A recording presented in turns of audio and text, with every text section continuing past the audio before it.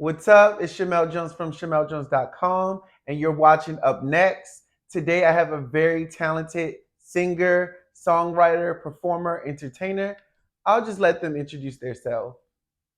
Hey everybody, I'm Rovo Monty, recording artist, dancer, up and coming actor, many hats, entertainer. I just love putting on a show and involving myself in the arts, and I'm excited to be here.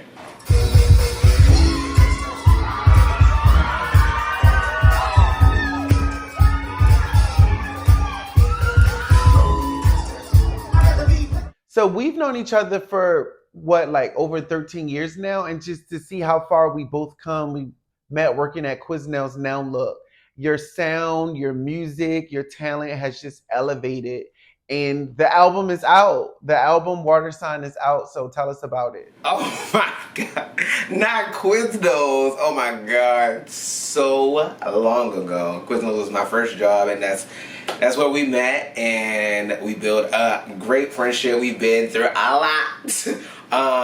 That's why I'm so happy to be here with you to do this interview, because you've been there from the beginning, and you knew where I started at. You've seen the potential even when I was putting out not the best music, but you've seen the potential in me, and I'm just so thankful for having this moment in this interview with you. So thank you first for this opportunity. Water Sign, my debut album, is out now on all streaming platforms, so make sure if you're watching this that you go to Spotify, Tidal, Apple Music, anywhere music is streamed, it's on there. So make sure you stream Water Sign. Whew. Now the project itself was so therapeutic for me. Me and my producer Mateo, we started the project, I want to say, maybe at the tail end of 2020, going into 2021. We started with the song Without You, that's track 6 on my project. And that's how the Rovo Monty sound started to come. I wanted to do this very house dance sound, and I've never really honed in on that sound, so I really wanted to do that, and I wanted to be very moody, very like you're in like a trance. Like I wanted to have that water flow vibe, and it just so happened to be I'm a water sign, I'm a Cancer, so it came out to be very emotional. It was dance tracks that had super meaning underneath of it, substance, and it kind of took me back to like how disco tracks of course dance, but if you really listen to the lyrics, it had so much meaning to it. So I really wanted to put that into perspective with Water Sign, and I was going through so many things when it came to dating, not meeting the full potential with someone, and maybe trying to get my bag with lottery, and really truly believing in myself and really believing in my craft. And I almost gave up on myself with making this project, and I'm glad I made it to the other side because it sounds so good. And I keep replaying it like, is this really my album? And then when people come up to me and say that it's amazing and things like that, it's just like, I'm forever grateful for that. Every track on the album I truly love. None of them were skips or throwaways. I didn't feel like you had any filler songs or anything. Like, I genuinely love the album, and I'm just so happy for you. And this is something I can truly see myself listening to and just vibing with. And it made me genuinely happy. Like when I was listening to it, I just felt the fantasy. I was in the zone, and I had so many ideas just running through my mind as far as concepts of how I can use the music for my work and things like that. Like, you really did your thing with this album. Thank you, Mel. And I was scared to send you the album because you are a true critic. So like when you said that you liked the album, I knew the album was good. So thank you, Mel. It was actually one song. It was supposed to be 10 tracks, but at the last minute I took one out because it just didn't feel like it was a complete project with that song on there. And I'm glad I did, because with these 9 songs, it feels like a complete story. So thank you, Mel. Thank you. So, with the type of sound that you have, some would classify it as house music, and everyone's saying house music is finally becoming mainstream or becoming popular. What do you have to say about that?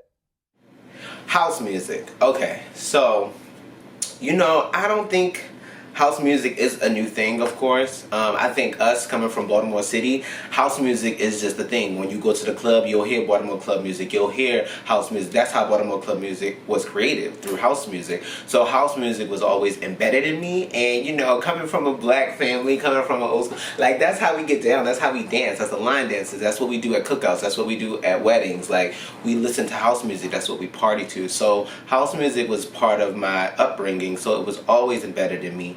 And with me being a dancer, like, that's the perfect beats to dance to. So I liked how the same thing with disco, like house music was this super duper dance track, but it made you want to be alive. It had such a message to it. And while creating this project, I listened to so many different playlists with Louis Vega and Devin Farrar and just all of these different amazing house producers. And I was like, I can't I can't make my next project without having this type of sound. So that's why I put it into Water Sign, and I just think that people are now realizing how special house music is, and how much, we've been in the house for almost 2 to 3 years, so it's time to dance. We need to dance. We need to let go all of our burdens. We need to dance our pain away, and house music is the perfect genre for us to do that.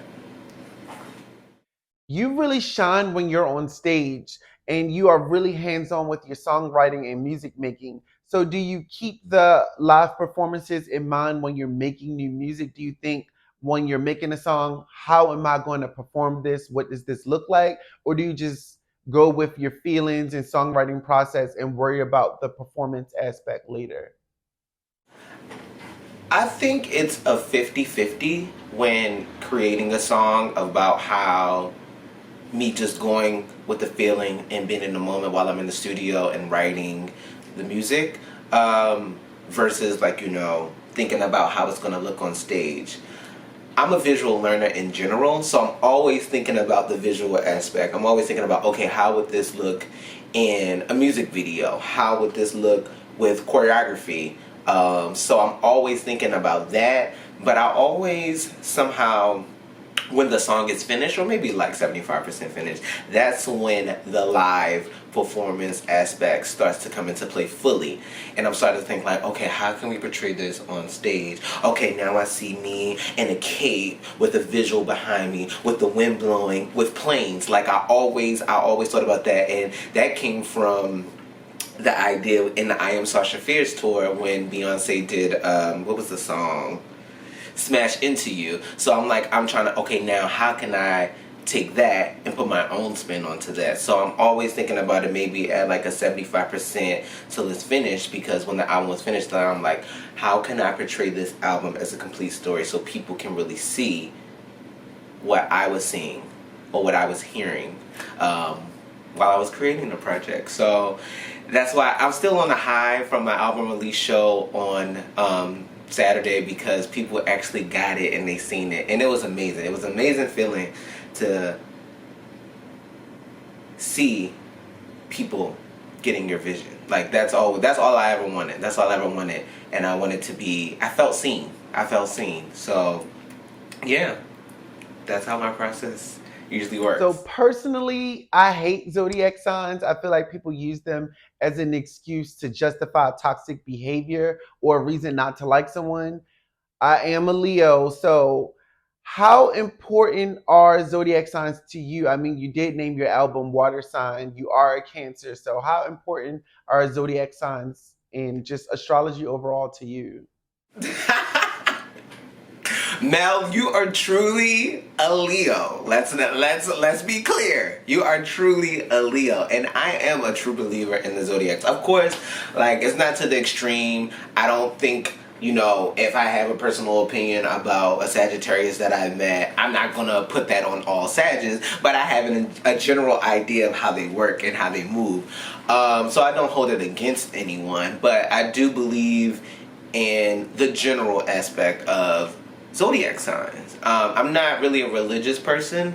I'm very spiritual, and I go with the universe. I go with energies and things like that. So that's one of the things that I really connect with and like really help and build my spirit up. And I'm really connected to the idea of a Cancer. I'm super emotional. I'm super over the top.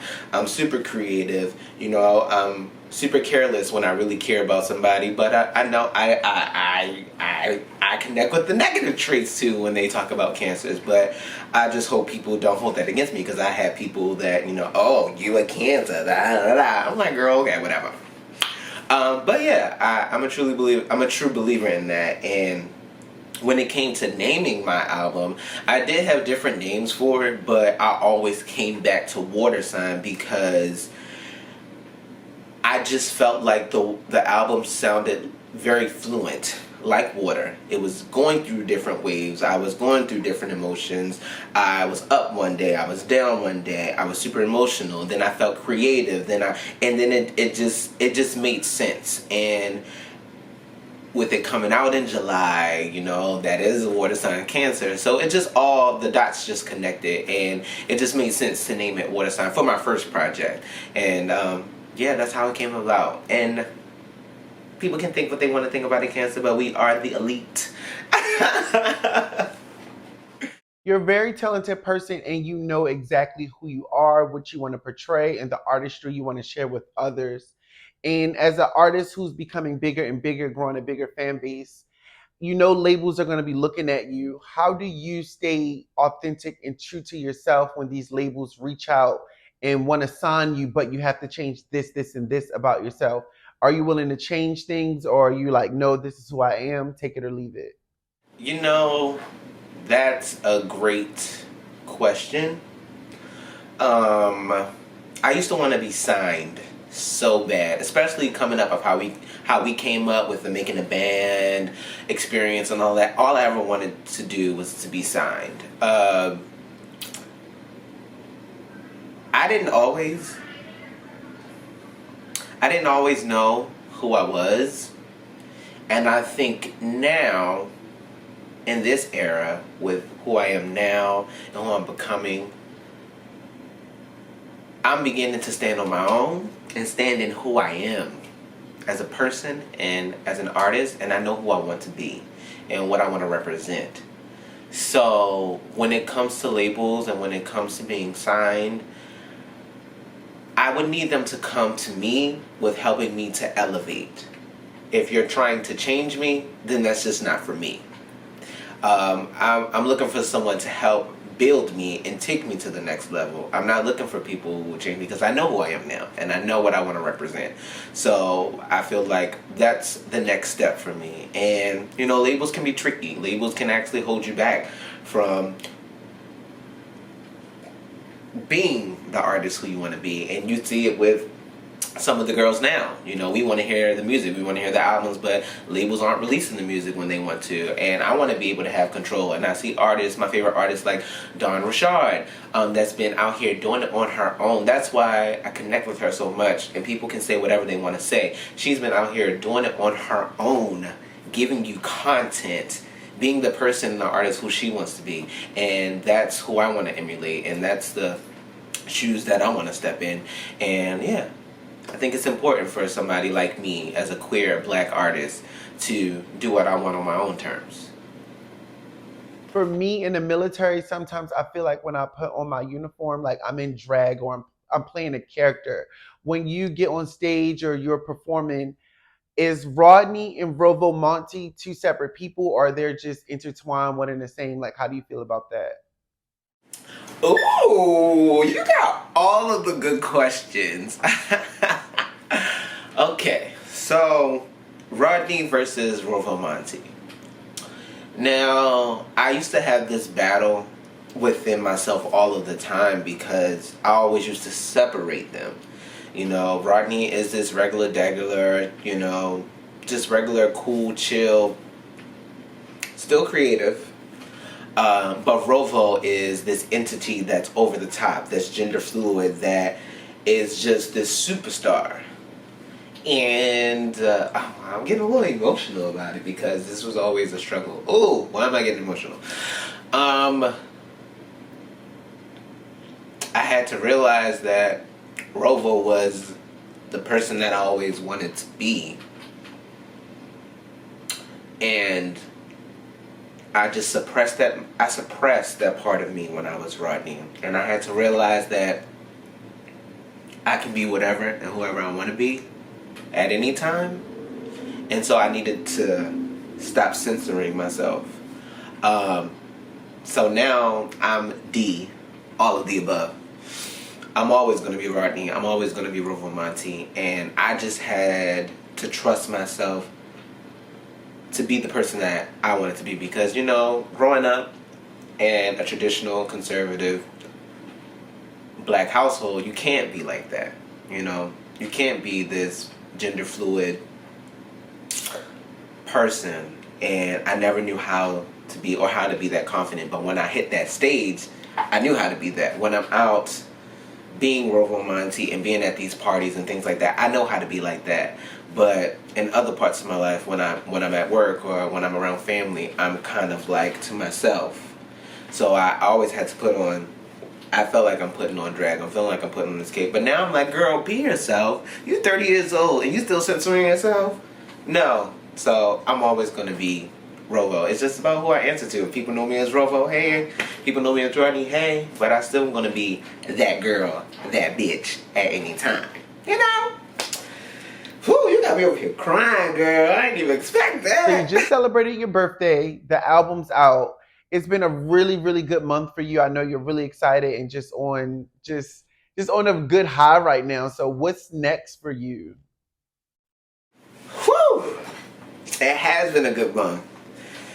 It has been a really good month, and I had to like sit back and bask because, like I said, I did just have my album release party, and that was just like the cherry on top of the cake. I just feel like a bunch of stress is taken off my shoulders because I was stressing out. You know, album is out, first debut album. You know, I have the weight of my shoulders of my album release. Everything is on my back, so right now.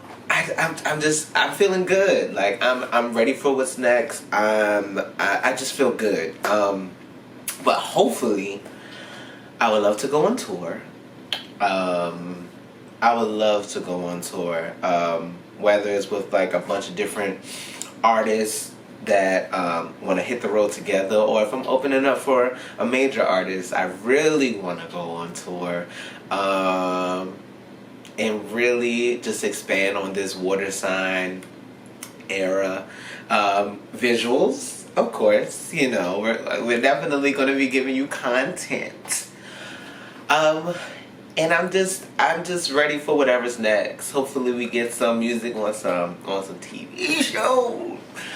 I'm just excited. I'm ready for what's next. I just want to have fun. In this next stage, in this next era of my life, I really just want to have fun. I don't want to hold back. I took music and everything so serious for so many years, and I feel like that's what held me back from being great and being my true authentic self. So I just want to have fun, y'all. I just want to have a good time doing it, and I just want to let go and show people who I really am.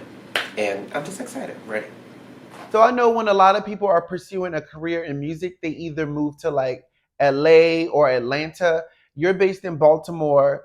What keeps you there? And do you feel like a move is the next step for your career or something that is necessary? To be honest, I've been trying to move since the pandemic. I was one of those people, I'm like, I'm about to get all of this unemployment and I'm gonna just go. I'm gonna just go. But I don't think I was ready, you know. I think the universe was trying to tell me that I still had some more work to do in Baltimore. But now that I'm 30, I just released my album. Things are going great. Things are looking up. I think it's time for the next stage of my life. And I think a move is necessary. And I think a move is part of the next chapter of my life. I'm not going to tell the girls where. You're just going to have to wait and tune in and see. But I'm excited for that part. Currently working on it. And I just can't wait till it actually happens. And I'm scared. I'm nervous. I'm anxious. But I know that it's something that I really have to do. Thank you so much for coming and doing this interview. Please let the people know where they can find you. Yes, thank you for having me. People can find me at Rovo Monty on all platforms, on IG, on TikTok, on Twitter, on YouTube. Just go in there and find me, girl. Search me. I'm probably most active on Instagram. Probably is my favorite platform. I used to be active on TikTok, but I'm gonna get there, girl. So yeah, just follow me. And again, Jamel, I just want to say thank you so much for having me. Like I told you off camera, like to have this moment in this interview with you is so special and it means so much to me. You've been there since the beginning. Since the beginning. Making my clothes for my performances. Like, the girls don't know. Like, we've been through a lot together. I love you. Grateful for you. Thankful for you. And just keep doing it. Keep doing it. Keep doing everything. You're special. Love you. Love you.